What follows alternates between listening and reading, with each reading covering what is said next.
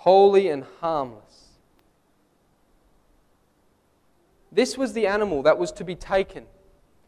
This harmless animal that couldn't hurt anybody was to be taken. Take a lamb. And this lamb is to have its blood drained for our salvation. Its flesh is to be eaten for our life. And it is still for our clothing. It has to have its skin dragged off its back.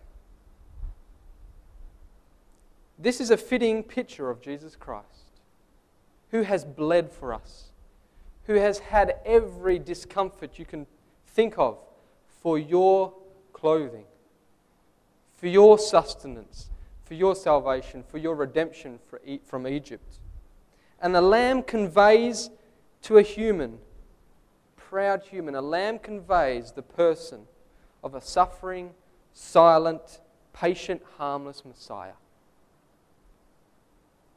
Isaiah 53. Turn there to read Isaiah chapter 53. The description of Jesus Christ. And reading in verse 4 to 7. Surely he hath borne our griefs and carried our sorrows, yet we did esteem him stricken, smitten of God, and afflicted. But he was wounded for our transgressions, he was bruised for our iniquities. The chastisement of our peace was upon him, and with his stripes we are healed. All we like sheep have gone astray, and have turned every one to his own way, and the Lord hath laid on him the iniquity of us all. He was oppressed, and he was afflicted, yet he opened not his mouth. He was brought as a lamb to the slaughter, and as a sheep before his shearers is dumb, so he opened not his mouth. This is Jesus Christ, a lamb.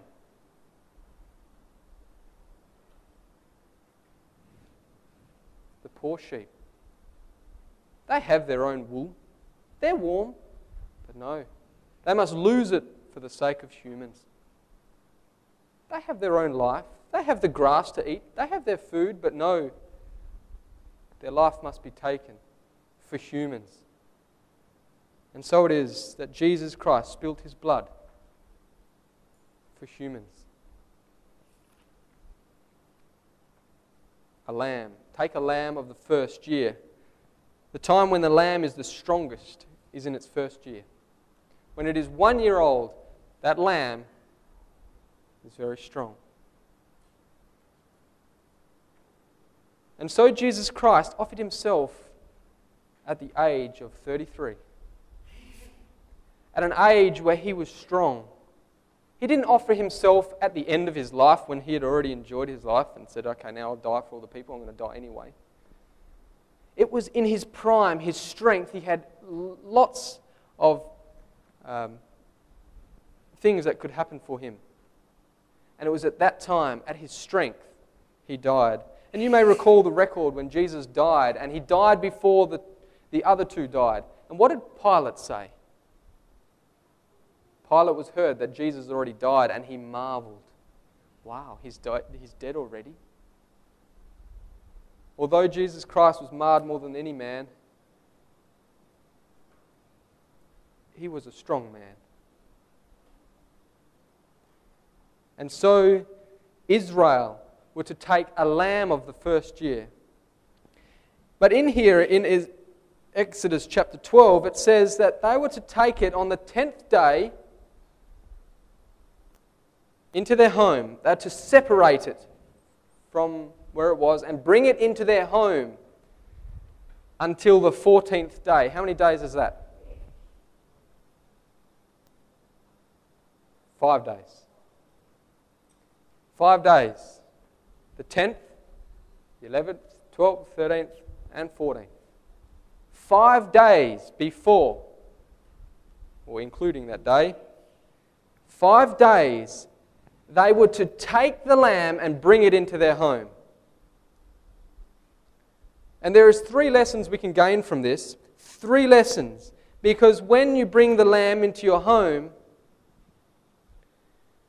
first, you have to make sure it is without blemish. So you have it in your home, you are looking at it constantly, and you can determine, is this lamb without blemish? Does it have any problems? Because sometimes the first look may be deceiving. The first glance, well, that's a fairly good sheep, a lamb, and you bring it in, or perhaps it's not. They had to examine this lamb.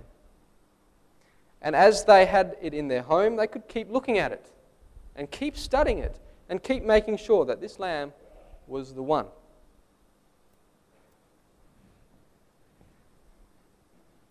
The second lesson we can learn is that this lamb in their home would have been bleating. It's been pulled out from the rest. So it may be bleating. And while you're in your home, you have this bleating lamb going on. And you'd be thinking, the Passover's coming. This lamb keeps reminding me. You cannot forget the lamb is in your home because it's bleating. Maybe you put the lamb in the corner and shut the door, and if it didn't bleat, you might forget about it. 5 days later, you'd think, was I meant to be doing something? But this lamb would bleat. Wouldn't let you forget. All day long, all night long, this lamb, little lamb, bleating. So you would know for that 5 days, day and night, what was happening. It would bring into your remembrance the Passover. 5 days. And thirdly, the third illustration we could bring is that you can befriend this lamb. Can you imagine the firstborn of the family, how much he would have liked this lamb? Because this lamb's blood was going to save the firstborn in the house, correct? So this firstborn, the son, would have really loved this lamb. So he would have come in and this lamb would have been that boy's best friend. Because in 5 days, that boy could be dead. And so that boy would have went there and he would have fed the lamb. He would have looked after that lamb. He would have befriended that lamb. He would have patted the lamb and really, really enjoyed it. And I believe also the mother would have enjoyed it because there's nothing like the love of their mother to their firstborn son. And so their mother would have loved this lamb because this lamb was going to save her son. But also the love of the father. What love does a father have to their firstborn son also?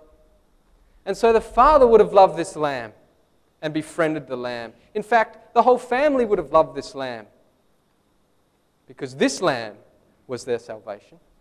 This lamb was their redemption from Israel. And so this friendship is to take place over the 5 days. And I can imagine in the time there that they would have gone and got their lamb and then they would have went to the neighbours, oh, can I see your lamb? And they wanted to look at each other's lambs because these lambs were so precious. These lambs were their life.